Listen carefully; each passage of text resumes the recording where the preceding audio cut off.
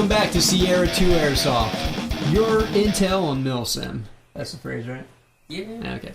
Today I give you guys another update on my gear. No, I'm not wearing old man suspenders.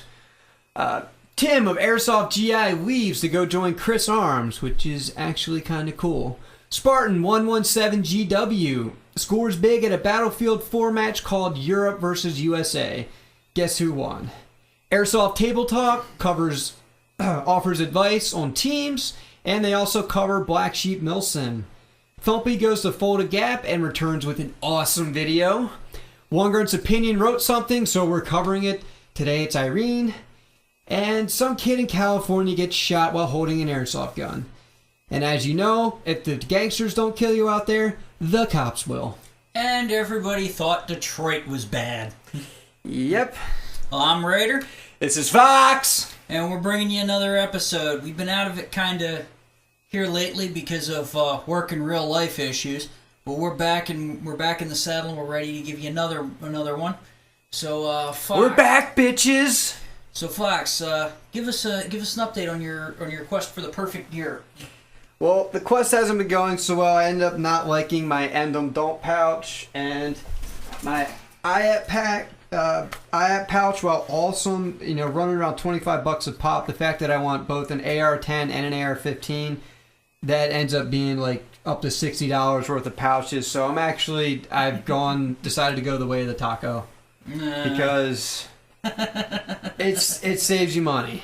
And there's just, I didn't want them either, and I'm like, you know what? It's just so much money. And, I'm breaking my gray gear pattern here, but High Speed Gear did not offer these suspenders in Wolf Gray or Urban Gray, whatever they're calling it. So I ended up just getting Coyote Brown. There's going to be a plate carrier over here anyway. So, because I'm going to be running probably maybe 20 pounds of gear on here. Yeah. Between, a couple pounds of water, rations, ammunition for both primary and secondary, and a handgun. Mm-hmm. That's a lot of weight. So this will take a little bit off my hips, which if you've ever worn a heavy gun belt all day, you will feel it at the end of the day. Mm-hmm. Luckily the padding on this is awesome. I also removed the Alice belt that was in here and got a legit High Speed Gear duty belt, which was like $18. I wanted to go Black Hawk, but because I like the color a little more, because this is almost like USMC Coyote, right? Yeah, that actually pretty much is. Yeah, I was holding it next to my actual USMC IFAC, and it's like almost the same. It's like a little bit lighter in a good way. So it kind of clashes with the gray. Khaki goes a little better with it. That's why I wanted the Black Hawk belt, but I know like $18 plus $30 for the suspenders. It was like almost like a little over $50 out the door. Mm-hmm. And High Speed Gear's customer service is fantastic. I actually did need to contact them since I forgot to mention the belt size I needed. And I just mentioned the size of my battle belt and they sent it right to me. Mm-hmm. Didn't make this big thing out of it. And that's a good thing to know. Absolutely. And I can tell you, I'm not getting much love from Spectre Gear or Pro Security right now. Which is kind of surprising, but... Yeah, well, you got to realize... It's surprising to me, because Spectre Gear was what we commonly ran in the service, so... It may be just one of those things, it's easier to get a hold of it if you order it through, if you're ordering it through the post-exchange vice, ordering it private, so sometimes it's one of those things. A lot of armor companies are like that. I feel absolutely horrible about because I gave you that advice, and I feel like I took a shit on you, dude. And that doesn't make me feel very good. It's like taking a dump out in the woods and realizing your friend's in a ghillie suit behind you. Man, what the fuck? Well, I looked around and Optics Planet warned me that this stuff is made to order, so it'll take about 4 or 5 weeks to get here. Why the fuck wasn't that on the website? That would... Why the fuck? Sounds like some marketing exec is not talking to somebody in legal. Yeah, well, from what I've been told, from a lot of companies that offer like either armor plates or armor or like a lot of military equipment, a lot of them, they don't make most of their money from private sales, so they don't give a shit. They have, like barely working, outdated websites. They're using a Yahoo store. They don't have their own shit implemented. Mm-hmm. And it's just like, what the fuck? Well, High Speed Gear also uses a Yahoo store, so I can't talk too much shit. And the difference is they give a shit about everybody that they're ordering from. Oh yeah, I guess they're figuring with the wars winding down, you know, you're not going to be getting so much of your money off of, you know, government sales. So you better step up. You better step up your private sector sales, especially if you know you've got something like Airsoft, you know, backing it. Absolutely. So that's a good thing. Look at what they sell. Spectre gear is very typical, uninnovative shit. Actually, the plate carrier I was ordering might be the most like up to speed, you know, high speed gear shit. You know, it's really very low pro, and they don't even offer their old plate carrier anymore. They literally just took that off the website, so I know they're updating it. There's little pieces of information that should be on there. But now look at high speed gear. They're like discontinuing all their like typical. Like they have like 2 like normal general purpose pouches. Then it's tacos, the Weesatch. Like all this, like they're different. Yep. They're targeting a different market. The guys that aren't content with what they had. Whereas, like you said, if it ain't broke, don't fucking fix it. No, it's what you were saying. Spectre gear. They get a lot of military sales. They want the stuff they're used to. Yeah. Versus high speed gear. Yeah, I know that's the thing with a lot of us is unless you get stuck in the high speed, you know, we used to call gear queer mentality. If it ain't broke, don't fix it. So that may be it. Now, Airsoft is a very high speed sport, so that's why I think Airsoft GI appeals to a lot of players. Yeah. Because most of the people aren't running around with, you know, like I am, where I'm going to be running around with 10 pounds of plates. So they want a real low pro chest rig and maybe a belt rig or something. You know, simple, fast, reliable. Because then they're going to beat the shit out of it too. They're not going to treat their rifle like it's their life depends on it, which is a mentality. Throw it around and be stupid with it. I'm not too bad. There's some.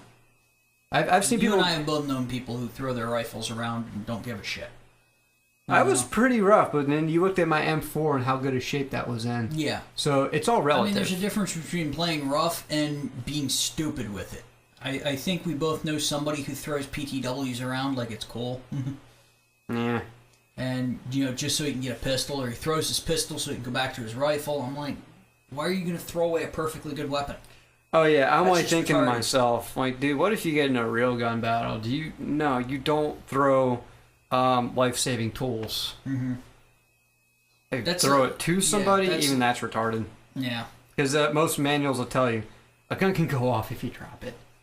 Even though there's safety devices on there, you never rely on them. But anyways, I think we've gotten up on that. Suspenders, you're going to wear a heavy belt, especially one below the hip. Don't run subloads because they're going to be way too low. Get some suspenders. Wear it loose. If I wear a belt, it's usually up over my hips, so I can run subloads, but because that's commonly what I use it for. To run a subload, to run a drop leg, to run a mag pouch. The high-speed guys are getting away from that. Yeah. I mean, I see the point behind them, but when you wear it this low, you want the belt loose. There's a difference between being you know, all operator and then having come up from the motor T field. Absolutely. Well, what I'm getting at is... drop leg makes more sense. I was saying, you wear this shit loose, wear the belt looser, get suspenders. So if the belt gets pushed down by the plate carrier, or gets pushed up, it can slide back to... Either way, it's going to get back to where it needs to be. Yeah. So it's different mentality. Plus, I probably, like, if, you know, on a hot day, I might end up stripping the second line. I still got 4 mags and a bunch of pistol mags on my belt, so... And water. And food. So... You gotta think these things through. That's a crucial one. So I think about covers it. Just 2 little pieces of gear. Cheap duty belt that's really nice.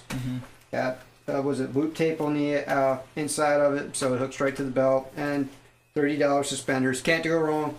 And high speed gear fucking loves shock cord. There's a shock cord on here for basically to give it a little bit of elasticity to it. Yeah. But you know what? I'm starting to like it because if you think about the tacos, think about this. When elastic wears out on your pouches, you gotta send it to somebody to be re-sewed, right? This, you just get some more shock cord and re-thread it.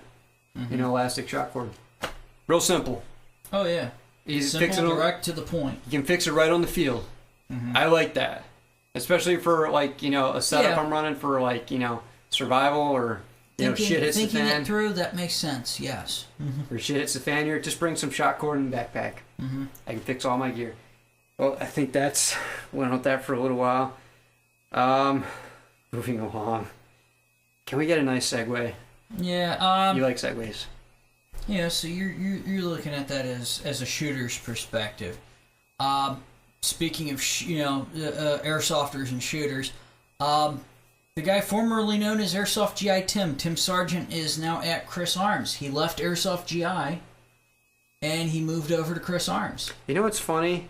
We keep bringing up KRISS Arms on this show. Why does it keep coming up? Why do they keep? Well, they keep showing up in the damn news. And the other thing is, this is kind of an interesting one, from my perspective, because I started playing back in the Stone Age of American Airsoft. When a big game was 50 or 60 people, and the thing that boggles me is when we started playing, we started talking to a lot of the gun guys and the NRA and stuff like that. A lot of them were kind of like, poo-poo, pish-tosh, we don't want to deal with that. They're airsoft fags. Yeah, they had that mentality. Now all of a sudden, in the last 3 or 4 years that I can recall off the top of my head, we've got, prominent people in the airsoft industry who are now, we've got guns being we've got guns being licensed to be sold. Sig Sauer even went out and said, airsoft is a great training method. Yeah. Sig Sauer is huge. Yeah. That's a compliment. When you've got the 228 and the 226 being used by our servicemen, you've got SIG series all over the place in law enforcement holsters. Where's my SIG? Along with that piece of shit brick that I absolutely despise, but that's just neither here nor there. But you've got this, and now all of a sudden you've gotten somebody who made a name for himself in airsoft coming over to the firearms industry. That's amazing. That's kind of a big turnaround for a lot of us old hands. Absolutely. And I'm just thinking, look at some of the big firearm guys on YouTube. You got Such, who's got his own separate airsoft channel, and he's really big on promoting airsoft as a form of dry fire practice or simulation. Yeah, I mean you can use it. You can use it to run drills. You can use it to do anything. Heck, I had a one game. I had a frickin' showdown with somebody, and ironically, I was carrying a SIG 226 at the time, and the guy was carrying a 229. And it turned out that he was a spy, and I had to take him into custody. And he pulls up this big thing about, "You're not taking my gun from me," and I'm thinking, okay, he's just worried about me taking his gun and walking off with it. And I'm going, okay, dude, you know me? I broke character and said, dude, you know me? I'm not going to walk away with your gun. He goes, no, you're not taking my gun. At that point, his hand moved toward his gun, and I drew and nailed him twice in the chest. And he's going, I knew I was done. I go, yeah, you tried to draw on me. That was not exactly a smart move. He's like, yeah, I know how you are. So, you do have those moments. But it's kind of amazing to see this transformation. It may seem like a little thing. I know a lot of people, in one Grunt's opinion, were kind of mixed about it. But thinking, when I sat and thought about it, I'm like, wait a minute, this is a change in the market. Well, some of the biggest gun nuts I know are huge in the airsoft. Yeah, some are surprising. But I see it both ways. I'll see some gun nuts are hardcore into the Milsim, and others the casual size of it. Other guys just collecting it because it's hey, I can shoot Class 3 weapons without a Class 3 permit. Or even just that, I hear some of their mentality is I run high caps not because I'm soft core, but because if I want real caps, I'll just shoot my real steel M16. Why do I? My AR-15, yeah. Some of those guys do have M16s or A12s. A12, that's a gun I would absolutely love to shoot, but probably will never get the opportunity to. Hey, you never know. Yeah, maybe they'll come out with an airsoft one. Not the same. I know, not the same, but hey, I'll take what I can get. Well, I was mentioning, I think it's cool that Tim Sargent's going to real steel stuff, because I'm it's still way cooler than airsoft. I encountered the guy once, and to be honest, I was not impressed with the guy. He seemed like he had an ego. And I'll admit, I could have caught him on a bad day. That happens. It was at Irene 8. I could have caught him on, okay, jet lag, I'm tired, I really don't want to deal with things, but I have to, sort of a thing, so I'll give him the benefit, I'll give him the benefit of the doubt on that one, but the one time I met him, I encountered him, it just kind of left a really bad taste in my mouth. But yeah. On the upside, maybe you'll have Chris actually sitting down with KWA and solving that little fiasco, because we haven't seen anything else come out of the court deal. It doesn't shock me that he went over to the firearm world, because it was always Bob mentioning it. Oh, this works with Tim's, this will work with Tim's Glock mag pouches, or here's this gun on Tim's competition rig. And here's the new XDM, the Wii XDM's out. Oh, Tim's gonna love this because he has the real one. And I'm like, yeah. So, clearly the guy's clearly a gun guy. And in California, it takes effort to be a gun guy. Yeah. You can all of a sudden amass an armory in Pennsylvania, I have, for a few $100s, and it's like nothing. Oh, that's not an armory. Have you seen my my airsoft collection? That's an armory. Well, I still have way more real steel guns than I do airsoft. Yeah. As that's where the bulk of my money goes to. Oh yeah, I'll give you that. I'll give you that. I like my guns. And speaking of guns and airsoft and crossing over, we got a guy, Spartan 117 GW. I know we've talked about some of his stuff before. Does that have the manual? With the paddle shifters? I don't know. But he scored big at a Battlefield 4 match, European Battlefield 4 players versus the USA. They swept them 3-0. I guess United it's States good. team swept them. Of course, the amount of tactical knowledge you need to play Battlefield is pretty asinine compared to I don't know. Well, I'm a Red Orchestra player. Don't mind me. And here's the point of mixing electronic gaming with video gaming with Milsim and Airsoft. There's a little bit of good and bad with both. I can see. One is I'm not sure. Have you ever played anything multiplayer online before? You do realize I was in a competitive clan, right? No, I didn't realize that until tonight. Okay. Yes, I actually played Section 8 Prejudice competitively, way hardcore. So I appreciate tactical gaming. I also play I play the original Operation Flashpoint every now and then, as well as Arma 2. I don't have much money lying around, so I can't buy Arma 3, which is fucking $60 on Steam. But I'm big into tactical gaming. I'm also a huge fan of full spectrum. I'm writing an article right now on tactical video games. So. Yeah, which we mentioned last. Yeah, it could be. This is kind of a nice one. I mean, Battlefield 4. Let's be honest. It's a mass market shooter. It's not something like Arma, so it's not. Or us old school shooter fans. It's not hardcore, but if you take on a level of tactical sophistication between Call of Duty being the lowest and Arma being the highest, it kind of, at least from my perspective, it's a step above COD. Yeah, I wouldn't say split. I wouldn't say splits the middle, but it's still a step up. Let's not forget about Ghost Recon and I've only ever played the Rainbow old Six school. Vegas. Okay, let's not talk about Rainbow Six. Rainbow Six series, and then you've got. I played SWAT. Rainbow Six when it fucking came out. Actually, I have a copy of SWAT 4 right here. Yeah. Where's my SWAT 4? Oh god, now I've just started him on a freaking quest in here his damn it is. library. I found it. Oh crap! It wasn't like trying to find one volume in the Library of Alexandria. There's games everywhere. There's guns and games all over the place. So. Yeah, you got the splits. SWAT 4 Gold Edition. It's got the ones where you get to kill Russians, I think. But Rated M I mean, for it takes a little bit more sophistication. Oh, it's got the European ratings. Okay. That is from Europe. Nice. Yeah, I think their sign for violence is a fist. I always imagine something very sexually inappropriate every time I see that.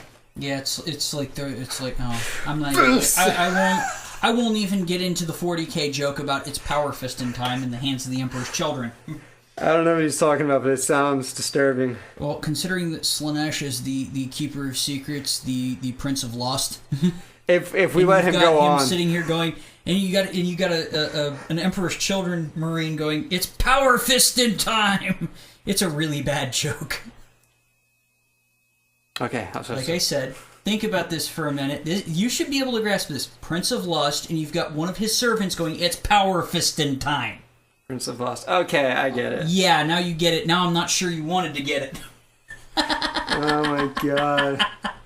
I've seen pictures of fantasy porn. I don't want to see it. Brain bleach. Yeah, I'm sure there's like fantasy fiction comics out there of that shit.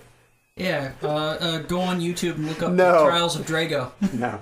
It's not quite that bad. No, it's not that bad. Well, it's on YouTube. You can only make it so bad. Yeah, you can only make it so bad. But thank whatever your chosen deity is for that. But we've babbled on about that. Yes, he can go for like an hour straight easy. Let's go back to this. Let's get back on topic. You think about it. What were you doing all the time with your clan in that game that a lot of airsofters seem to have a problem with? Oh, we did a shit ton of training. Not just training. Think about it. Tactics.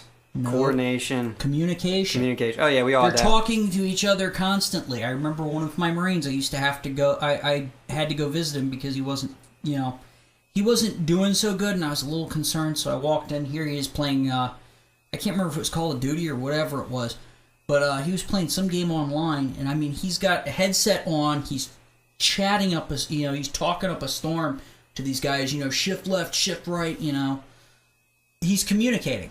How many airsofters have we seen? The minute they take fire, what do? They shut their mouth. Yeah.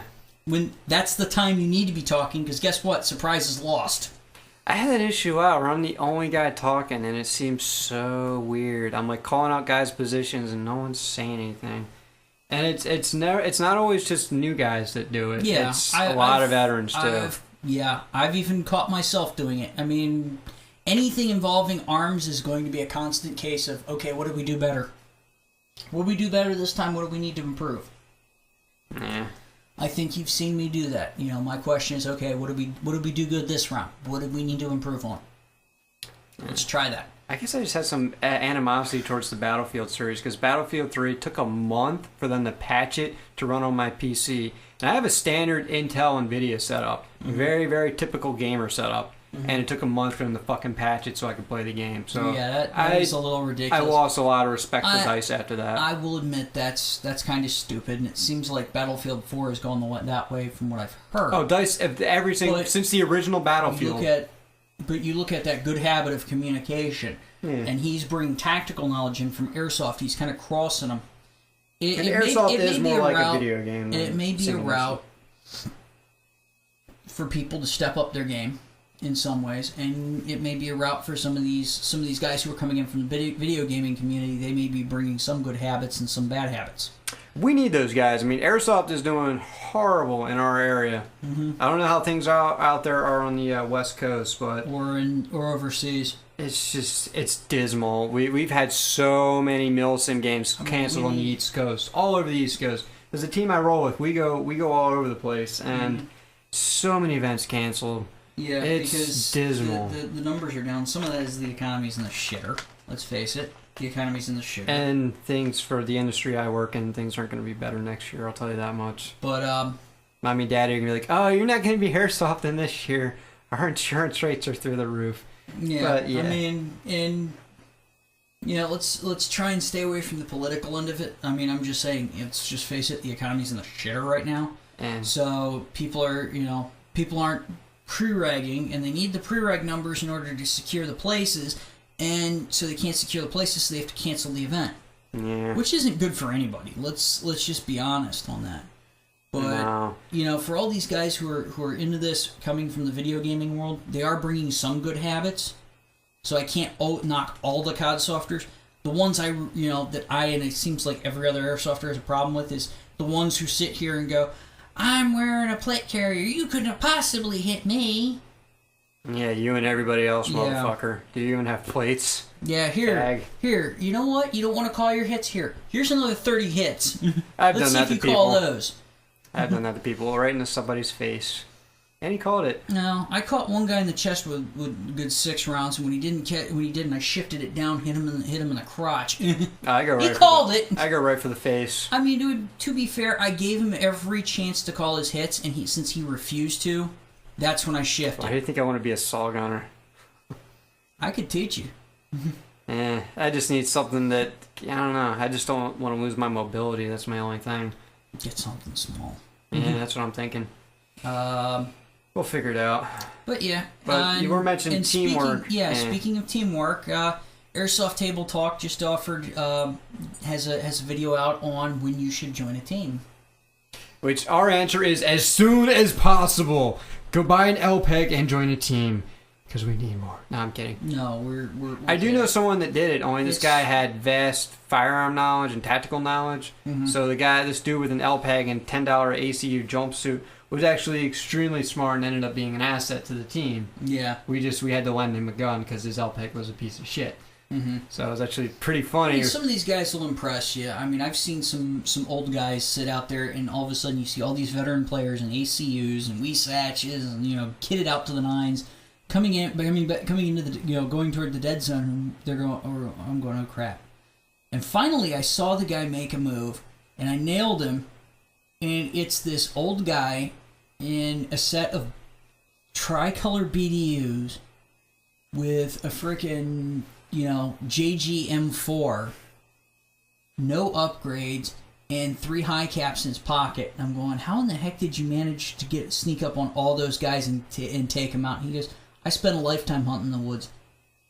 Yeah. So you never, that's one of the great things about Airsoft is that you get that perspective of it's not, every once in a while you get one of those people that exemplifies it's not all the gear and the gun. Sometimes it's the 6 inches, that famous Mattis quote about the most important 6 inches in the battlefield being between your ears. That's not my dick. But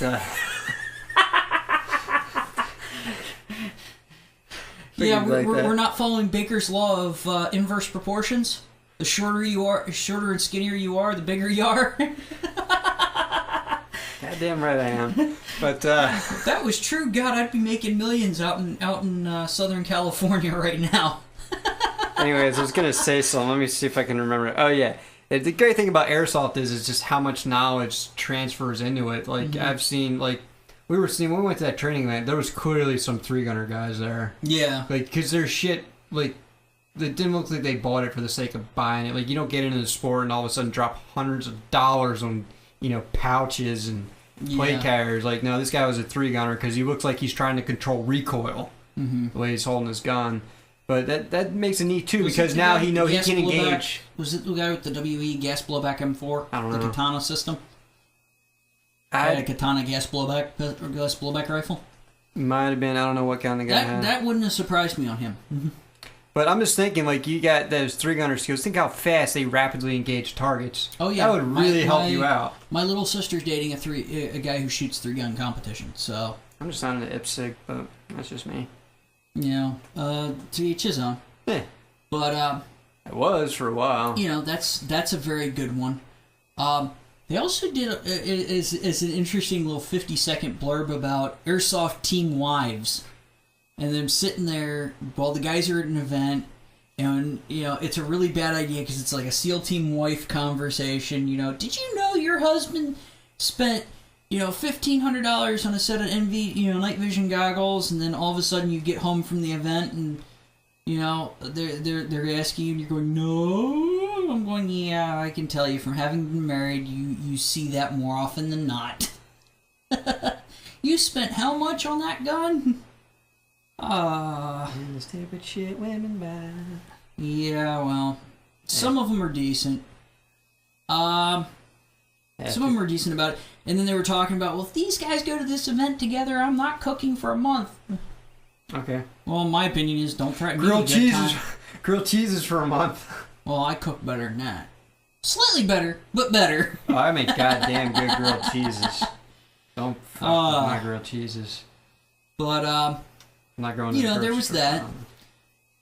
And, so you did have this divergent. One guy's like 2 years after you think about it. Another one's like, I was on a team before we even started playing Airsoft because it was a bunch of guys that I guess had gotten together and decided to get an Airsoft all at the same time. And they suggested, get into it for fun and then slowly evolve things. Don't try and go all for the same look and all for the same gun right off the bat because you don't always know what's going to work. I mean, by the time you get to the point where you're traveling to major events, you should be, at least relatively close to that. Yeah. Ideally. But I got in it for the simulation aspect. When I started out, I was firing from the hip, just machine gunning people with a fucking M4. Because you realize very fast it's not going to be what you think it is, especially coming from like paintball or something, which I felt was very fast and intense. It was a lot slower than I thought it was going to be. Now you got to start from the ground up, unless unless you have like a military background or something, where you can you get a little more idea of what that is. And they brought up it's the brotherhood aspect and things like that. And, as long as you're not sneaking purchases around behind on the lady, I can't see why, as long as you're both being upfront and honest and communicating well, why you couldn't have a kind of like a for lack of better terms, like a shield maiden convention every single time the guys go out to play. You know what a shield maiden is, right? No. The old Norse concept of one of the women, her whole job was to stand at the left hand, sit on the left hand side of her ruler's, her lord's seat at his table and hold his shield. And the whole point was, if things exploded into violence, she would stand in front of him with the shield. He would grab the shield from her, and then he would go to fighting. So, in some ways, if you look at it, your wives actually kind of hold your shield. They help you with the logistical aspect. They help you figure out what's important, because sometimes that nifty little doodad you want to spend $250 for ain't worth the money that you're going to be putting into it. So they're really going to make you think before you buy shit. Yeah, just look at it from my perspective. My dad's been the bread earner in the household. So if he wants to buy a new car, then he's gonna fucking buy a new car, because... Yeah, there's some families like that. My grandmother rarely said anything if my grandfather bought his hobby was rebuilding tractors. Yeah, but likewise, when you're a breadwinner, he has to sit down and figure out, is this gonna do what I want it to do? He can't be buying things willy-nilly and just... In some ways... Yeah, your wife kind of sits there, and even the thought of even if you consider her, she's kind of acting like your Socratic advisor, if you catch the drift. So that's a good one. The other thing that they covered, and this is going to be a third thing. It was a series of three videos from their Guernsey, Wyoming operation, Blacksheep Milsim. They were talking. They were actually, Major Bucciarelli was actually on there. And anybody who's known me and Black Sheep 6, I've definitely taken a very wait-and-see approach, because I've looked at some of his rule set and stuff like that. You've mentioned it before. And I've had some safety concerns with it, because it's like, okay, it seems like it's gotten a little better. I might, if he does another event at Skirmish, I might actually consider going to that one. What actually has you concerned? Because the stuff I've seen is when I read it, I understood, you're going to be carrying everything you're going to need to survive for a 24-hour op on your back. And I'm going 24 hours. First off, nobody in their right mind is going to stay awake for 24 hours. Oh, I will. I've stayed awake for over 70 hours straight on multiple occasions. Then again, I'm a professional insomniac. Yeah, well, you're a professional insomniac. I know exactly what to do and how to handle it. I know how I am. I go till I drop. As far as sleep goes, I'll fall asleep at 3, 4 in the morning. And, just because I just kept working on things and doing different projects until I dropped. Crap, I think this weekend I spent working on a 40K Battle Force. I spent from 9 a.m. when I woke up until 3 a.m. the next day working on it. Just building shit. Sounds so boring, but okay. Well... Yeah, it had its monotonous parts. Here's to get up and let shit cure. But here's my nerdy thing. I once played, the Elder Scrolls, 4? Yeah, 4 for 20 hours straight. Oh yeah, I love that game. But you let's sit down and think about this from an operational risk management perspective. You've got guys out there for 24 hours who are coming from up and down the eastern seaboard. They're going to be playing for 24 hours. Some of these guys may not be particularly bright. They're not going to be like us, where we know our bodies, we know how to handle shit, we know what to eat, we know how hard to push ourselves. Yeah, and some of these guys may have come by themselves. So now you've got one of these bright, one of these geniuses getting into a car and trying to drive home after a 24-hour game. Or if they, let's say their squad gets smart and puts on a 50% alert during a night remain overnight position or something like that. How many people do you know of that are really honestly going to be able to fall asleep in iPro? That's just begging for something stupid to happen. I got some iPro I can wear. But that was my perspective. Or you've got a bivouac area that's in the playing, that I was reading as, I should be more clear, I was reading as in the playing field. So how many people in that bivouac area are really going to be wearing iPro when if an enemy force decides to roll them over? I mean, that to me was a real concern. I guess it depends on how they're running the game. I was pleasantly shocked by one thing. Black Sheep, Major Bucciarelli, at his, in this thing, said that he has had, in the years he's been running things, 0 safety incidents. No heat casualties, no cold casualties, no slip and fall injuries, things like that. No heat casualties. I'm sorry. I saw more in the years he's been running things with no safety incidents.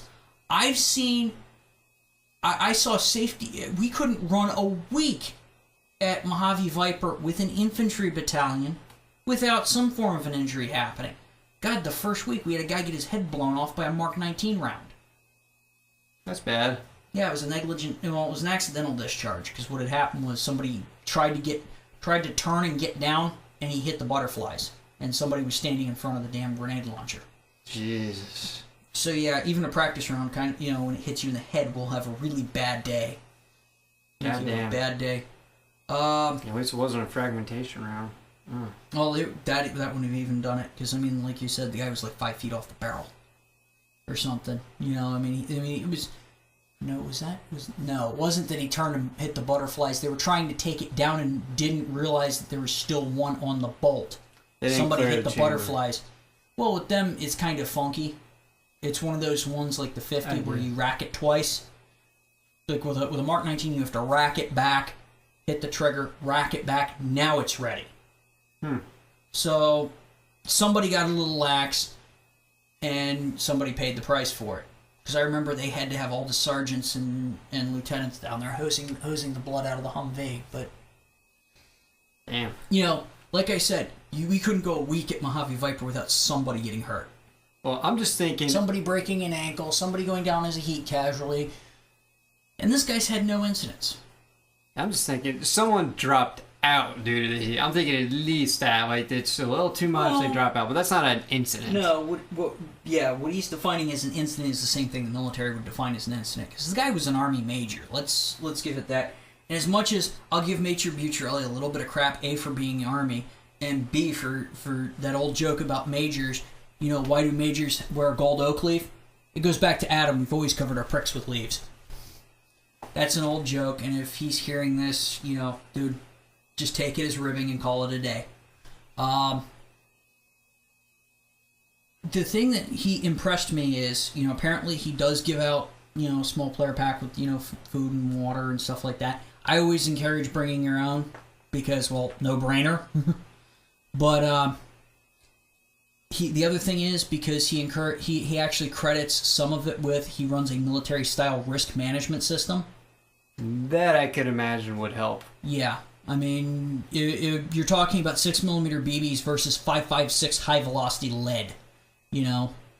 If you're planning for high velocity lead and all you're doing is slinging BBs, that's a good thing.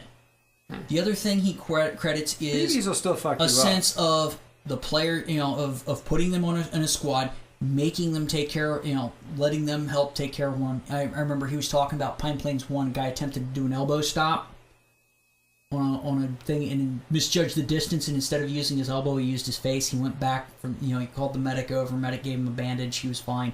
10 minutes later, he was back in the game. The third one he credits, and this is the funky one that kind of gets me a little bit also, is that whole squad staying together thing, which is kind of a double-edged sword because then you start recognizing people around you and you start recognizing, dude, you're pushing yourself a little too hard. Go sit, drink some water. Because I know we've talked about this. This is one of those games. You're in a squad. You do an attack, you get hit. They can't leave you behind. You can't walk back to respawn on your own. So you're basically stuck there until either A, they complete the objective, or B, they all decide to pull back to respawn. Or I guess, yeah, they do like the ghosting thing. I've always been a fan of that. We did that a couple times at SEPA, and it cleared up a lot of bullshit. Mm-hmm. I mean, we did have, sometimes, the bullshit went both ways. We had one guy, squad gets eliminated, so he decides to get behind us, kills a bunch of us, and we're like, oh, wait a minute, you're not with the squad? Yeah, we're not counting that. So, but at the same time, I'm like, a lot of bullshit what they're talking about is like static. Okay, I'm 50 yards from the objective. I'm going to stand here with my red rag. Okay, they've completed the objective. What they're talking about is you can't have people just deciding to completely break away from their squad. Your squad's all dead. You're going to do whatever you got to do. But he can always correct me if I'm wrong. But that's how I'm reading it. I like that. I think you should run with a squad. If you're going to do a Milsim event, why the fuck are you on wolfing? Yeah. That kind of mentality really should drop when you get to that higher level of play. There's a few people I get along with. That's kind of why I'm wanting to get more into the sniper aspect of it. Because, well... That I could see is different. Because you've got a sniper and a spotter. You're not running around with an assault rifle trying to be John Woo or something. You're not trying to be like... Bulletproof Monk, or who is that guy that, the dude from Placement Killers. Movies, so I wouldn't know. Or I'll say Duke. Here's a character I can remember. It's Duke Nukem and Doom Guy. You're gonna try and be like those guys. Yeah, Flynn Taggart and Duke Nukem. The fact that I remember the guy's name easier than you do surprises me. I never looked into the War of Doom. I just fuck shit up in that game. That's all I know. I love that game. But, Doom 2. Yeah, it was Taggart again. Yeah, well. It was not until you get to 3, and then they changed the guy's name to Corporal Kane. I never played 3. I've got BFG. I always skip the cutscenes and shit because I don't feel like reading all that stuff. But it impressed me. It did. I may have to see what's going on. See if I can stand up my project by that point. If he's going to put on another one at Skirmish, I may give it a shot. I do want to get down to Skirmish. Yeah, if he's going down there, I got to try and get Ravenwood down there. So I know it's been a little while since I've been to a game. Was it Grey Ghost Glen or? Yeah.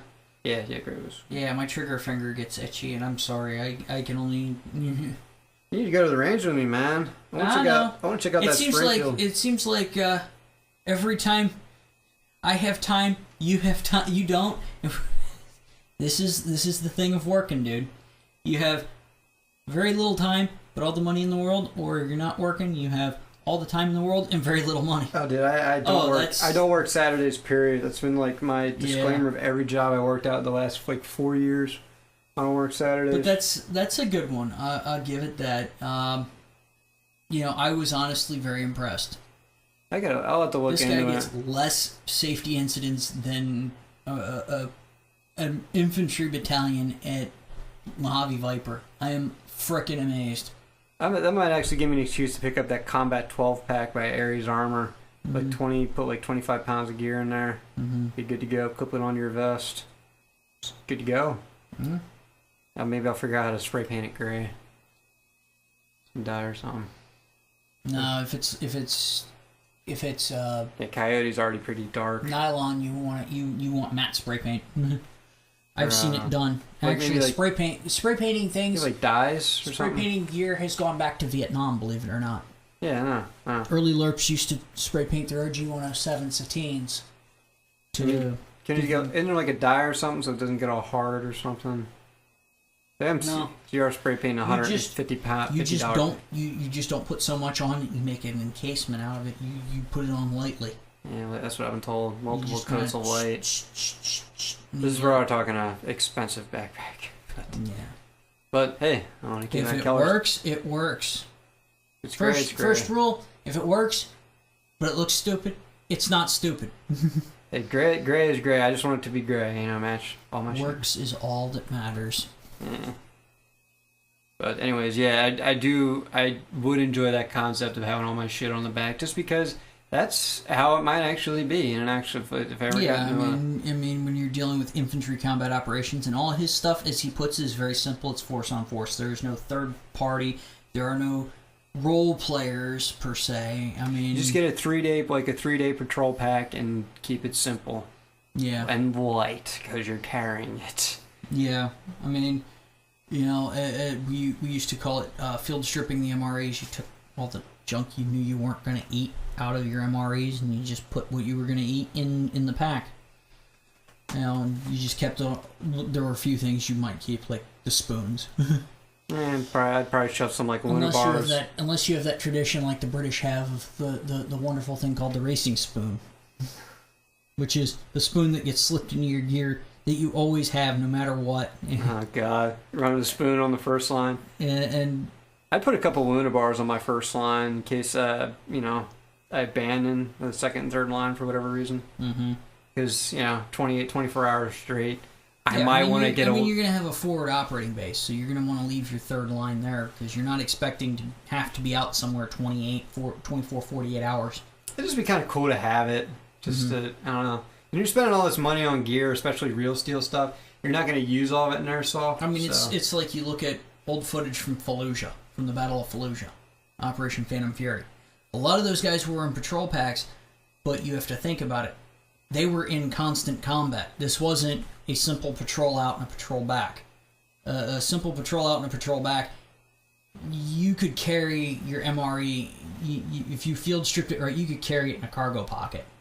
Yeah. You could carry the spoon, you know, in a pocket somewhere, or slip it through the molly. That's one of the things I noticed about gear is I always these admin pouches and shit, and I'm like, I got pockets on right above my triceps. I got pockets on my legs. I mean, like, why doesn't anyone why do you put all these little things in like a separate pouch that takes up molly space?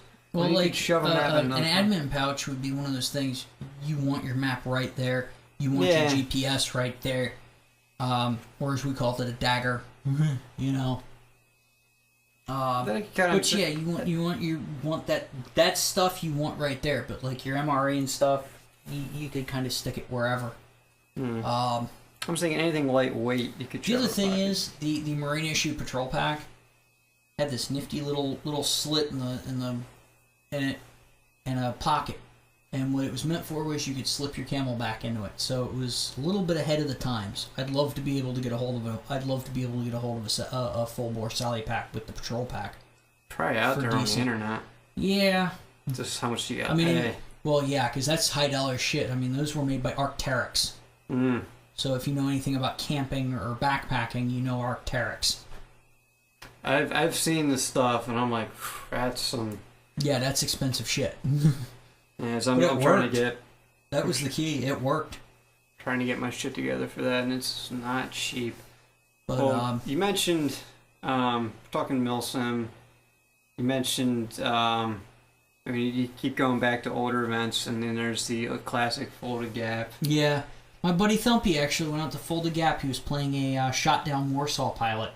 I think we mentioned a big pilot that got shot down and ejected. Yeah, we've been mentioning Fulda Gap the last couple episodes, and we unfortunately could not go again. Yeah, we unfortunately could not go this year. I keep wanting to get down there to my buddies down there in North Carolina. You know, some of it, like I said, that's real life happening. But he got a really good video of him playing this Warsaw pilot that got shot down. He got caught. He got brought to one of the bases, as he was supposed to be. And the Warsaw Pact side put on a big push because their mission was to rescue him.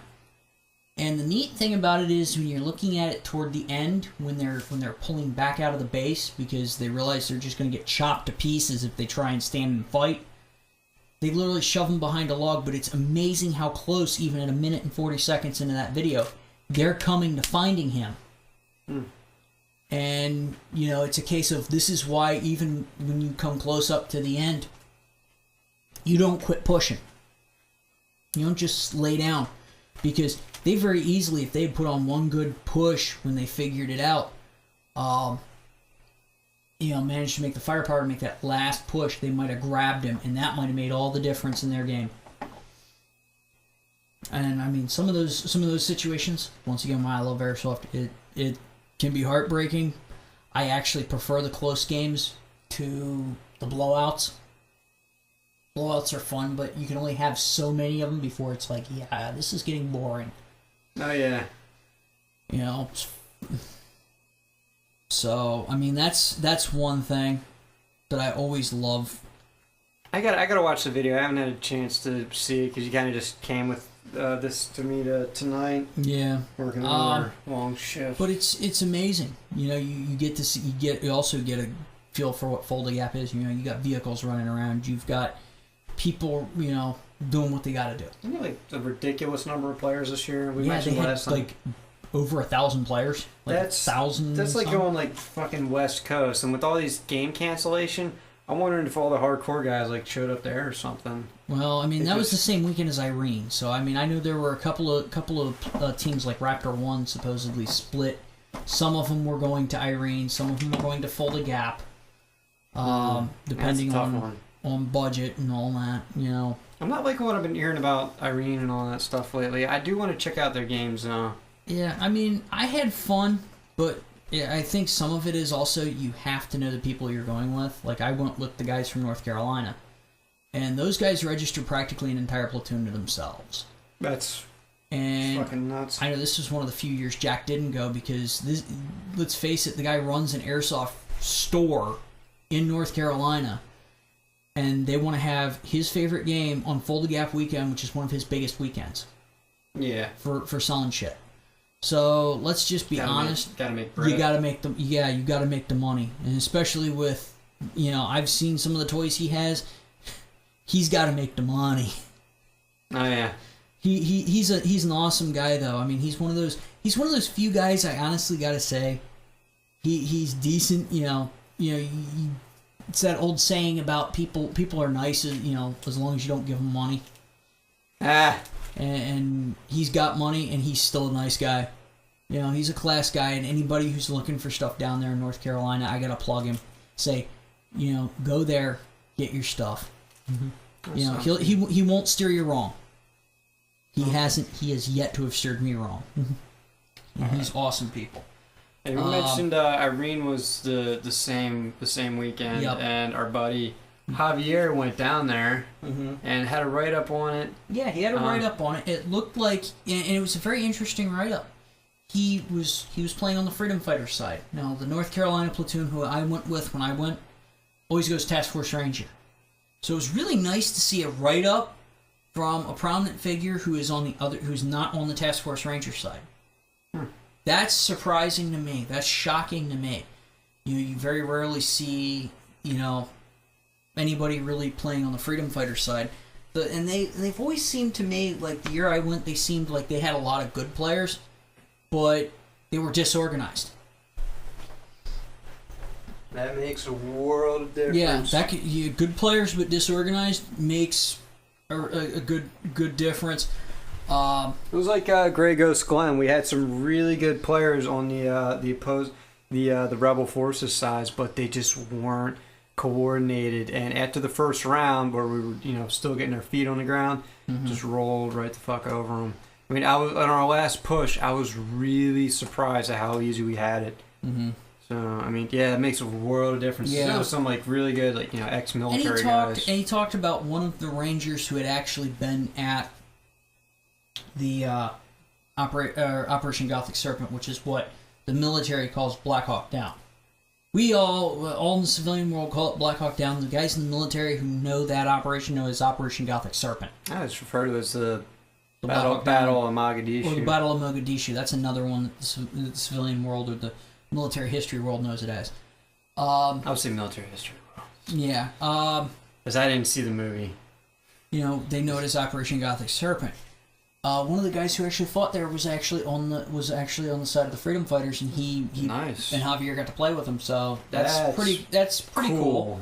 I mean, my family has a little bit of connection to that particular incident. I brought up that before. Yeah, I had a cousin who was flying Kilo reconnaissance helicopters over there, and they had just shipped him overseas. They had just put him back on ship to take his stuff back over to the States. when that happens, they put a whole communications blackout out. And all that was coming over the news was that a helicopter had been shot down, and it was a Black Hawk. And my great aunt, my grandmother, my mom, not realizing what was going on, was all freaking out. I'm the 10-year-old boy sitting here going, "It's not Cousin Raymond. It's not Cousin Raymond." How do you know that? He doesn't fly a Black Hawk. He flies a Kiowa. Hey, kid, and they didn't understand that. They didn't understand it at all. Yeah, kid's gonna know his fucking airplanes. Like, I had books on that shit when I was a kid. Yeah, I would ace the flight sim tests. Like, kids are gonna know their fucking planes, man. But when every other kid was into, was reading the books when I was in school. When every other kid was reading the books about supercars, I was checking out stuff on old helicopters and tanks and warbirds and stuff like that. I've never seen anybody do both. But actually, again, no. When I got into a little bit older, I was dealing cars. with the old monster movies. You know, Lon Chaney and. I was playing Gran Turismo when I was like 8. I did both. I don't know how. I was always into flight simulators. But, you know, that's just me. He did tie in his. He did tie in his thing to him pushing airsoft as a form of treatment for post-traumatic stress disorder. Yeah, we got that on the interview. I'm not getting into that because I'm currently writing an article about that.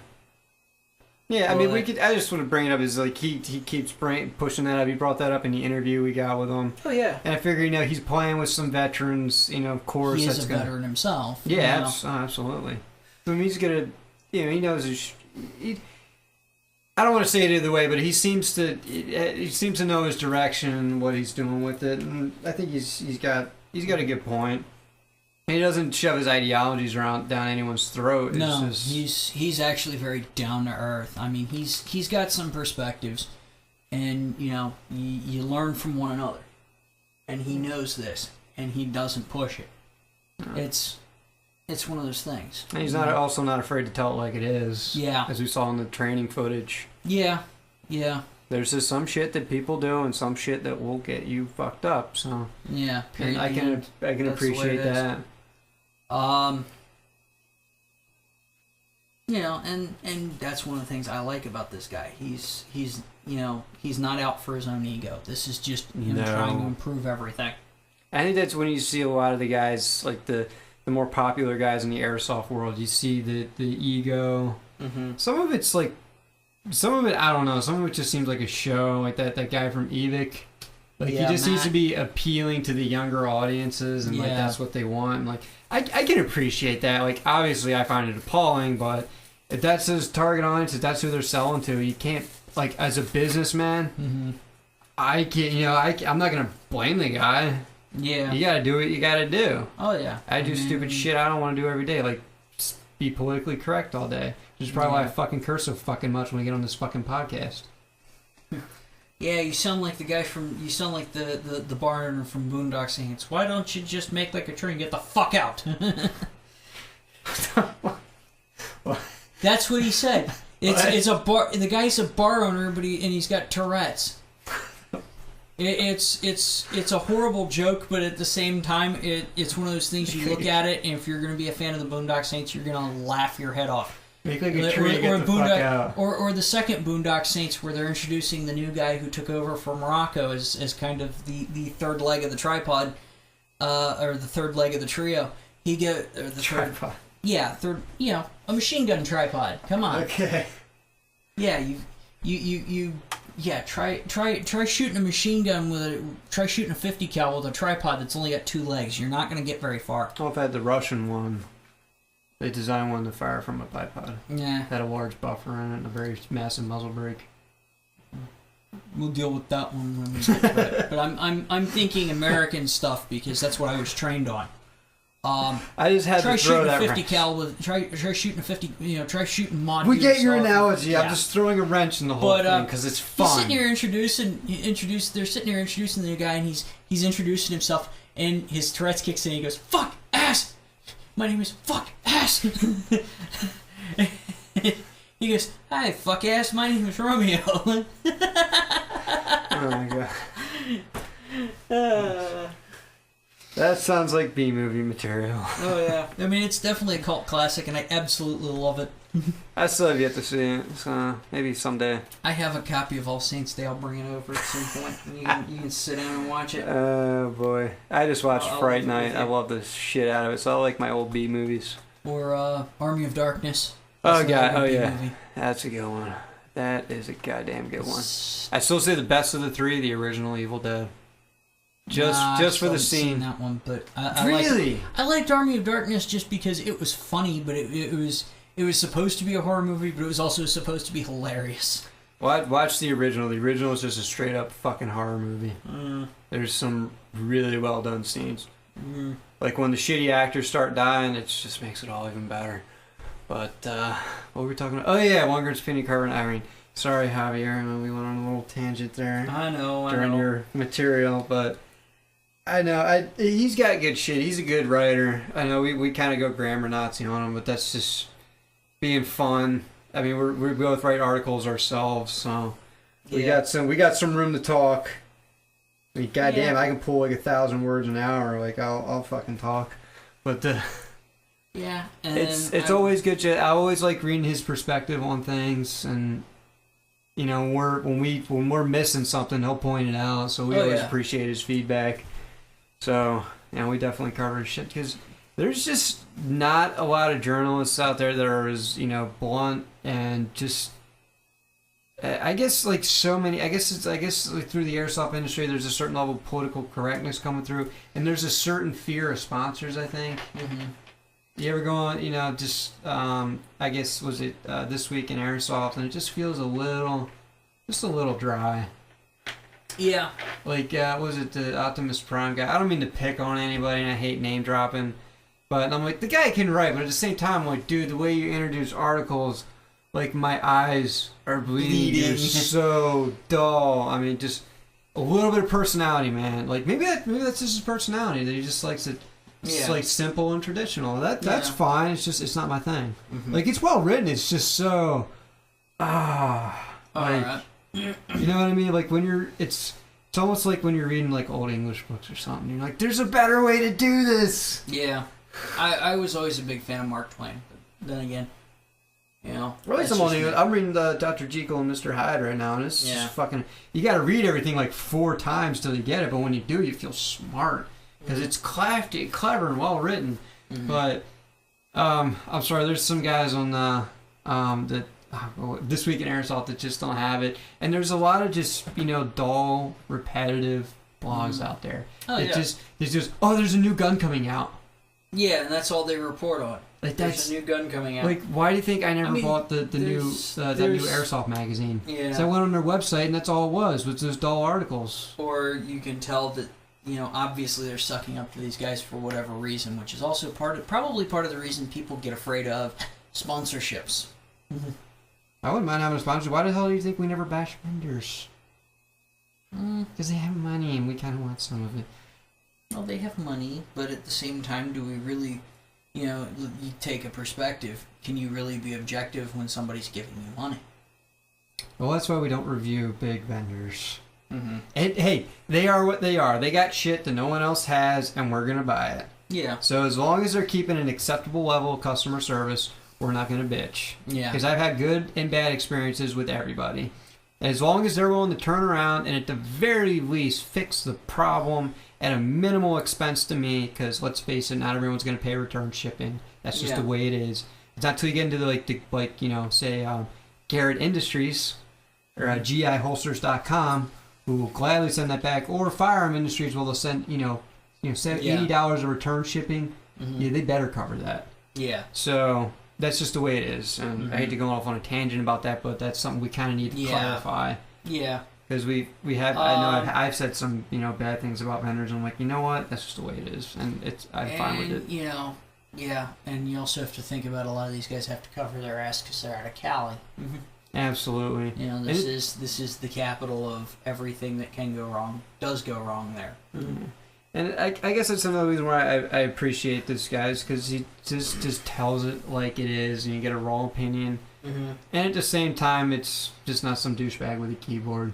Yeah. Because it's very rare you get it both ways. Yeah, it's not just some douchebag with a keyboard and a vendetta. Yeah, absolutely. Do we want to end on a dismal note? Yeah, well, we kind of have to. This needs to be said. As far as the whole California thing, I know it's been all over the goddamn place, and unless you've been under a rock for the last week, you've heard about the kid that got shot. Well, it turned out to be an airsoft gun. I've been working a lot, and I guarantee you go on any of the major websites, you'll find any of the major airsoft websites, you'll find something about this kid. And I guess I haven't under a rock. 13 or 14 years old. I've been playing Rise of the Triad. And he was living in Southern California. I think it was San Bernardino or somewhere down there. And he apparently was walking around with an airsoft gun, got shot by a police officer and killed. Well, I think there's a little more to it than that. Well, he wasn't just walking around. Yeah. Because let's face it, what kind of cop... Consider the rules of engagement, Dad. If they see a guy walking around with a gun, they're not going to go blasting the guy. And I'll tell you from first-hand experience, they're not that itchy on the trigger finger. Yeah. First-hand experience. Yeah, I mean... from the way it's been reported... It's, kid playing airsoft allegedly playing airsoft at night with an AK-47. Cop tells him, put down, they get a call by a suspicious person. Put down the gun. Kid doesn't put down the gun, and he gets shot and killed. Here's the thing, and I've heard this from cops before. A criminal being in possession of a weapon that refuses to disengage is a threat. And what do you do with a deadly threat? You neutralize it. Yeah, you shoot to stop action. It's not a case of shoot to kill, it's a case of shoot to stop action. You neutralize. Sometimes that means the person dies. Yeah. And the cop, it's come out, is also, the guy's a service-oriented individual the whole way around. I mean, you're talking about an Iraq War veteran. Which, as a veteran of the Iraqi War, war in Iraq, Operation Iraqi Freedom, however you want to put it, I'm kind of torn about this one because, yes, I will admit the kid was in the wrong. And I will admit it's going to look like the police officer was in the wrong. But you also have to sit down and think, this cop now has to live with the ramification, has to live with the fact that he killed what was in essence an unarmed kid. But at the time, he's looking at it as, I'm a police officer, I have an AR-15 in the trunk, I have a shotgun locked up in a rack in the front seat, or possibly in the back, I've seen them both ways. I have a handgun on me, and I've got a guy with an assault rifle in front of me, or what looks like an assault rifle in front of me. He's not doing anything, I can't tell what he's going to do, I'm scared, I'm going to, I have to shoot, or I'm going to die. It's just one of those cases. I'd be curious to know his exact ROE out there. If you can, I don't know if the weapon. You're talking about. You're also talking about the place. You're also talking about somewhere reasonably near the site of the infamous North Hollywood bank shooting. Yeah, I mean you're right. I mean, like I said, just having a weapon makes you a threat. Yeah, I mean, I've always in who's to blame for this? Unfortunately, I gotta say, and I'm sure a lot of the serious airsofters out there are gonna agree, unless you've got some political agenda, nobody's really to blame here. That's the sad part of the whole deal. This kid died, and it's nobody's real fault. You can't pin it all on one person, because the kid was in the wrong. The cop maybe should have waited a little longer. But once again, we are armchair generaling the whole goddamn gunfight. We don't know exactly how it went down. Mm-hmm. There's only two people. There's only two people that know truly what went down, and one of them's a little too dead to say anything. Exactly. And that's the sad part. A lot of these things turn out. And you're talking about now, and the fallout of this is, once again, for the whack jobs out there, now the police. Now it looks more and more like a police state. You've got legislators out there wanting to ban airsoft guns again. Never mind all the money that it brings into the state.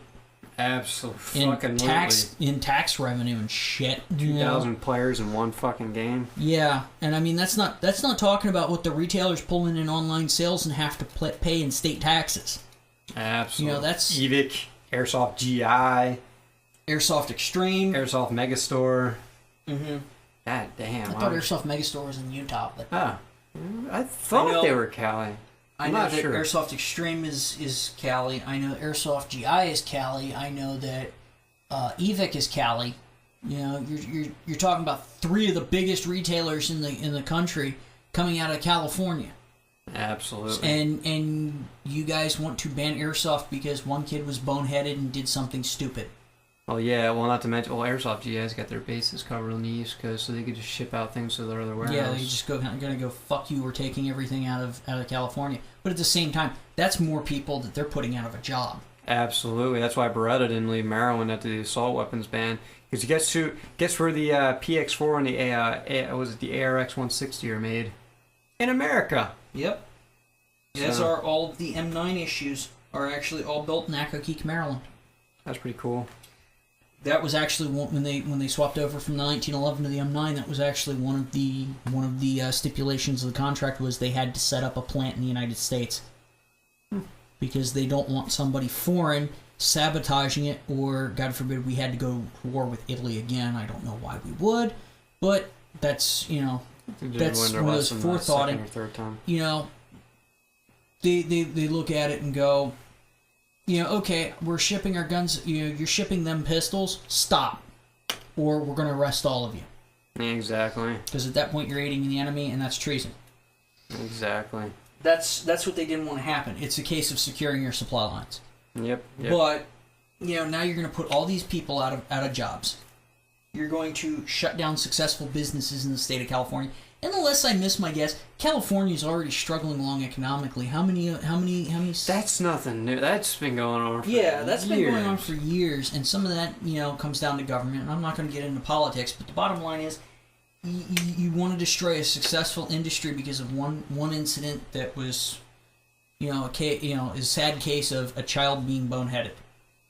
That was pretty stupid. I mean, I can't blame this guy. Like I said, I got first-hand experience with this. We're playing out on I'm showing up to try out for a new airsoft team, and I'm showing up on their field, as they called it. Everyone in the neighborhood was supposedly cool with it, as they asked. And apparently there's also an issue with poachers. Mm-hmm. So someone calls the cops on us saying that, there's hunters out in the woods because we're in woodland BDUs and all that shit, and carrying around rifle cases. So eventually a state trooper comes after us with what's like a vest and an AR-15. Mm-hmm. So and one of our players, thinking that for some reason the state trooper was a player, gets the jump on him, comes up behind him with a replica MP5, and the cop sees him, turns around, and instead of kind of blasting him, which is probably what I would have done, he just drop your weapon. That's one of those cases. I mean, the dude has no lethal force. I was, like I'm going to sit down. I'm going to take one of my jobs when I was over in Iraq, when I wasn't driving fuel truck, was sometimes gunning on a convoy. Meaning, my job was somebody else was driving the truck. My job was to sit behind an M240 or a Ma Deuce 50, a 50 cal. And I have to sit here, and I have very specific rules of engagement, but certain situations come up where you've got to act. I had a buddy of mine. Yeah, well, I can think back to one that I personally encountered, which was, I didn't personally do it, but my buddy Blackard did. But I was on the convoy. They'd blown up, the insurgents had managed to blow up one of the bridges. And the only way around, there was actually a little dirt road that wound down through this wadi, which is a valley where rainwater drains into the Euphrates River.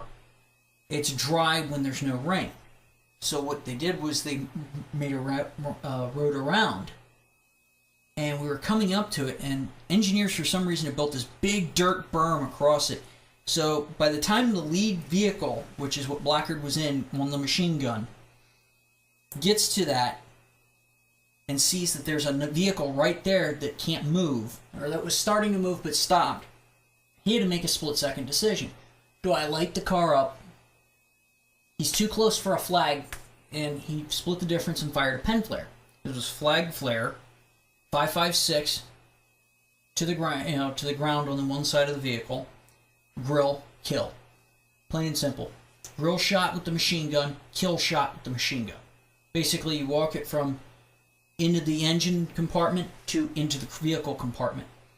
He fired that pen flare because something didn't seem right to him. He fired that pen flare instead of lighting the vehicle up, which, admittedly, that was a very sudden situation. Oh shit, this guy might be a bomber. He fired the pen flare. It bounced off to a rock, went into the into the passenger compartment and hit a kid with white phosphorus. Ow. That's not a good thing. I ain't getting into it. But he had to split the difference. And I'll tell you, Blackguard felt like crap for weeks after that happened. You know, he had little nieces and nephews that age. I mean, it was like a 5-year-old kid. And you were trying to take a non-lethal route out of that, so I can understand that. I mean, admittedly, they got the person taken care of because we had a corpsman right there who treated the wound and then took him back to our base and got them further medical attention to make sure the kid wasn't going to die or something. I was just thinking that situation when the state trooper was staring down with a rifle. I'm just thinking, no, he would have been in the right to shoot him. Yeah, because if someone drops you with a fucking rifle, I would have fucking shot him. He would have been in the right. I saw the guy. Situations you've got in those sort of situations, and I know a lot of people are going to sit here and armchair general these officers to death. They've got split. You know, you're dealing with a generation where, you know, this is no longer the cops and robbers where the cop gives, you know, the robber gives up when he's cornered. You know, now, especially nowadays, you've got gangs out there that are violent and armed with military-grade hardware. You know, assault rifles and sawed-off shotguns and things like that. And they're not hesitant to use violence. And all the violence in some of these places like Chicago and Detroit. I know Detroit's gotten a nickname of the Mogadishu of North America, which, you know, admittedly, seeing some of the pictures of my former city of birth, I've got to admit it could very easily resemble that. I mean, I've seen pictures of Detroit, and it's like there are places I saw when I was in training. You couldn't tell the difference between Detroit and Fallujah. You know, after Phantom Fury. I'm just thinking, like, here's the difference between the two cops we mentioned. The one that almost the guy that had my buddy at gunpoint. Well, he's not my buddy. I'm not even getting into who he was. But that guy was probably never going to pull the trigger because I saw the guy. It was full blown adrenaline dump. Yeah, like he was when we came out of there. Like he was pacing back and forth, breathing very hard. Hands were probably shaking. He just didn't say anything to us. It was just a local cop there that said, "All right, you guys got to leave," and then they left. They didn't even make sure we left. They were scared shitless. And then you look at the other guy who was a veteran. He was a trigger puller. He had to make a very split-second decision. In that dim light, it looked like looks like an AK. I can't tell what he's gonna do. He now that I've shouted the command, he's not complying. He's gonna turn around and gun me down, and I have to be quicker on the trigger than he is because he's got, in his mind, that guy's got a full automatic weapon that can turn his car door into Swiss cheese. Yeah, I'm just saying. I'm looking at the situation from when you're that terrified, you go down to your like basic instincts and morals. His basic instinct is pull the trigger, eliminate the threat. The other guy had probably never been in a combat situation, and he just froze up. If that had been an actual shooter, he would have died. Or it would have taken it to the vest, and he would have gotten knocked out of it, most likely. And this was soft armor. Well, yeah, it would have been a real MP5, I guess, but that still. I never believe armor is going to save you. I just wear it for maybe it will save me. But that's just me. But I'm just breaking it down as that was the guy's instinct. It was do or die. And not every guy would have pulled the trigger, and not every guy would have lived. That's the situation. Yeah, and, you know, as much as it pains me to say this, you know, I don't want to sound critical. Mom and Dad may have taught the kid well. And like you said, he didn't want to get his weapon dirty because Mom and Dad would throw a fit about him throwing his new expensive gun in on the ground. But I mean, I've taught player improvement days, and this is one of the things I have always stressed whenever anybody brings this up. If you were confronted by a police officer, put the weapon down, step away from it with your hands in plain sight. Do not make any sudden moves. Do not turn to run. Do not do anything. because these things look like real Class 3 automatic weapons. Now, here's the other thing. Just having the weapon makes you a threat. Yep. They could justify shooting you in the back. Yeah, and that's what happened. I mean, you're looking at a clear case of disparity of firepower between the potential AK-47 and the 9 or something, and the 9mm or the 40. He's got to get the first round off, and it has to count. Period. The end. That's how it is in a gunfight. I mean, and anybody who's... But why didn't he shoot the gun out of his hand? Why didn't he shoot the gun out of his hand? Is somebody even watching too much fucking Hollywood? There's a That's reason been I call asked Hollywood before. weird. People got mad about this bicycle cop that stopped a spree shooter. I'm like, all right, next time I won't be there. Yeah, I mean, and to be fair, police do have to follow rules of engagement. Once they've neutralized that threat, they have to call in, they have to render first aid until EMTs arrive. This is not a case of they just shoot the individual and they leave them there to bleed out in the gutter. You know, this is not one of those cases. A lot of these officers do want to do right, and they want to do the right thing, and I think this was a guy who honestly tried to do the right thing once he realized it. Now he has to live with that for the rest of his life. A moment of fear, and now a kid's gone. But what let's the other thing we need to ask ourselves as airsofters and Milsim players is what contributed to this? Stupidity. Well, some of it is stupidity. Some of, and stupidity, and honestly, I have to say I don't think this was a case of some macho kid getting up in the morning and saying, I'm going to carry my AK around, today just because I can. It's airsoft. That would be me. I don't think the kid was doing that, to be fair. We forget as gun owners that gun safety is not common sense. Yeah. Because I've had multiple situations because I had to take a gun out of someone's hand because they were pointing it at someone and they didn't even bother to clear it. So, well, it didn't even matter anyway. I mean, if the action was open, okay. No, they were talking closed action, pointing at someone. I've seen that I've had to, come up, grab it as safely as I can. Because it's not common sense. You don't fucking do something like that. And so that's one thing. I don't think it was a case of the kid was just living the YOLO life, at all. So if anybody's listening, that's not what I think at all. One of the things I think happened was this is a kid discovered airsoft through the videos on YouTube or talking about it with friends or this, that, and the other. Wanted to get out and play. He bought himself, he got hold of an airsoft gun. He went out to play. It was not sanctioned. Somebody called the police. He didn't know the proper way to deal with the police when it happens, and he got dead as a result. Now, why is there such a case of ignorance, particularly in a place where airsoft is pretty well known, as far as airsoft goes? Guns aren't. That's big fucking thing. It's not a political thing. It's a matter of what we said. Gun safety isn't common sense.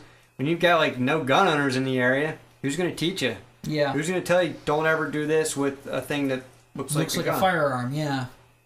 And the other half of it is, I honestly have to wonder. So the kid was obviously not connected with any of the major organizations or retailers in the area.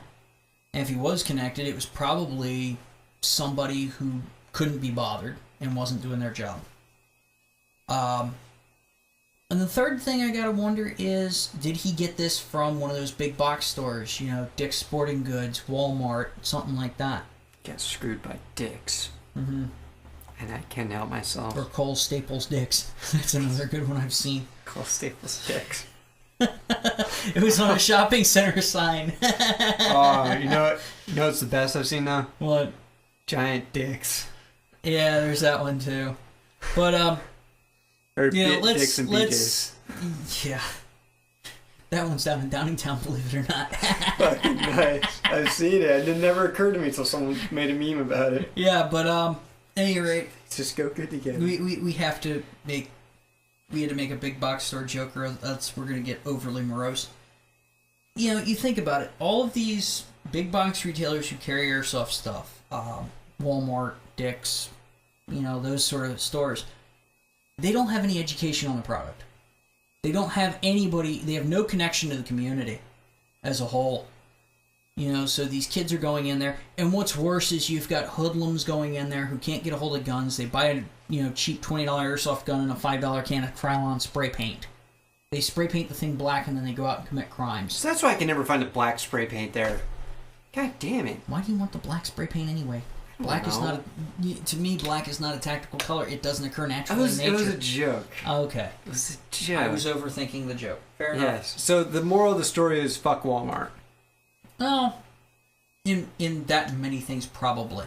We should be actively as a group. If you see somebody who's buying their shit from Walmart, be it a neighbor or something, you need to pull that neighbor aside and have a talk with them. That way, something stupid doesn't happen unless they're just clearly degenerates. What you do is you show a picture from the morgue and go, "This could be your son," and then you walk away. No, because that could be misconstrued as a threat.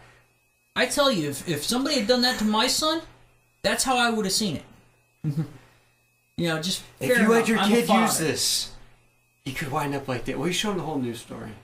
Yeah, and you make it very clear. Misuse could result in death. And the bottom line is the kid misused it. You know, and likewise, you know, I'm not going to armchair general the whole thing, but it's a case of both sides got something wrong.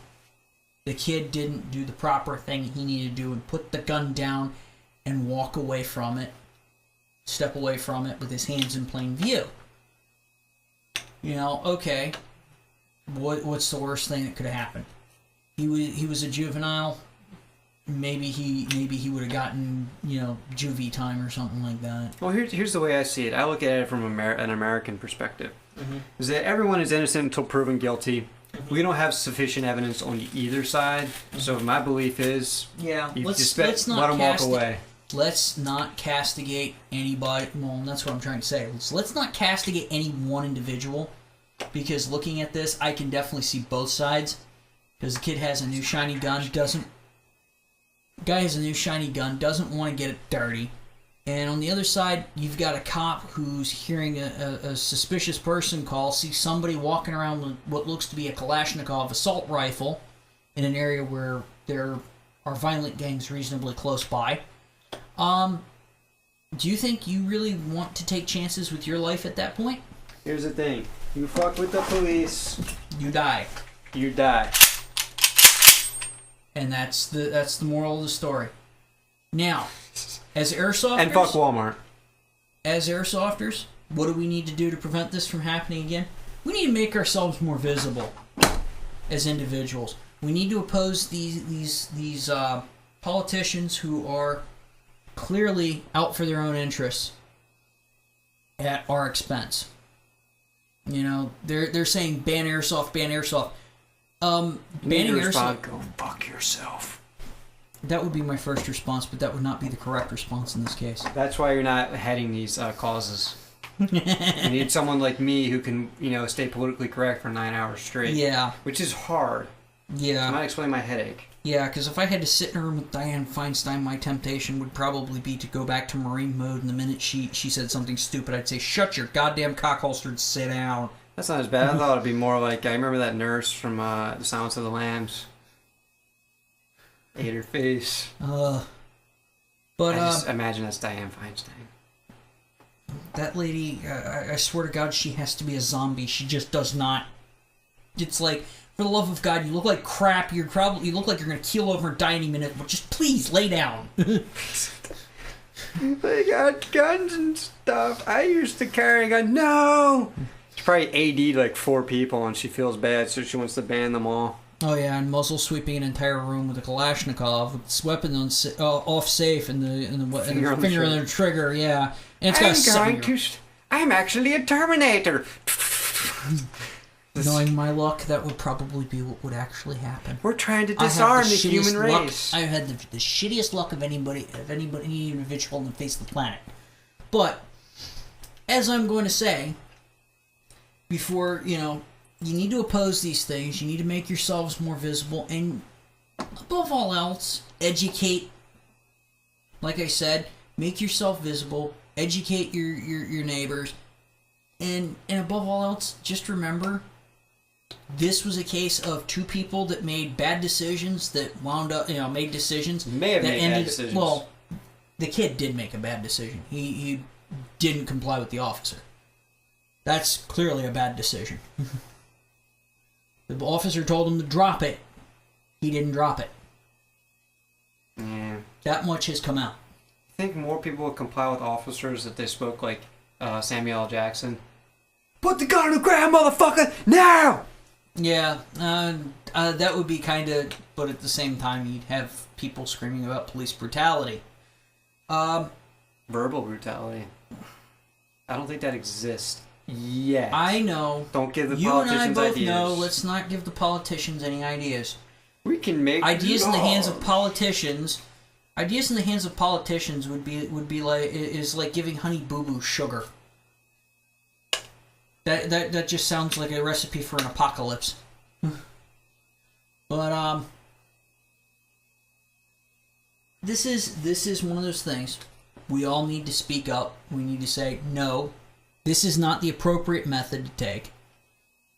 This was a bad situation made bad by somebody having to make a snap decision and somebody making the wrong decision. Of course, we weren't there, so we really don't know if the officer's decision was wrong. Maybe he swept the guy. But if he's got a sling on it, carrying like patrolman style. It'll come out, and it'll be a matter. And I think it would be a matter of public record. So if he was carrying patrolman style, I probably would have shot him because he's already got the gun pointed at me. Mm-hmm. But at any rate, that's just one of those things. Just we've got to sit down and we've got to nip this shit. Gotta fight these motherfuckers. No, I'm not gonna say fight them. This is not the kind of battle. This is not the sort of thing you can fight with, clever words. This is something you've got to fight with actual actions, meaning taking efforts to educate the populace. We can't eat Dianne Feinstein's face. No, we can't do that. It would probably, I think it might be illegal. I think the worst thing I've ever said is I want to revoke her citizenship and exile her to Iran, or deport her to Iran. Dude, that's way meaner than what I was going to do. And people are like, what did the Iranians do to you? I said, do I have to list that out? That's a little too mean. I wouldn't want to do that to Einstein. That's a little too mean. Might give her maybe a week just to give her some perspective. This is what happens when you disarm the populace? Oh my god! Yeah. Let's have free guns! No, she wouldn't do that. I don't think she'd want to. I don't think she'd make that kind of a 270-degree turn. 270. Yeah, she's still ass backwards. Yeah. I'm sorry if that lady. It's a slight right. That's a scary concept. But this is the sort of thing we all need to come together as airsofters. We need to tell these politicians, no, this is not the appropriate action. Fuck no, motherfucker. And we need to step up our efforts.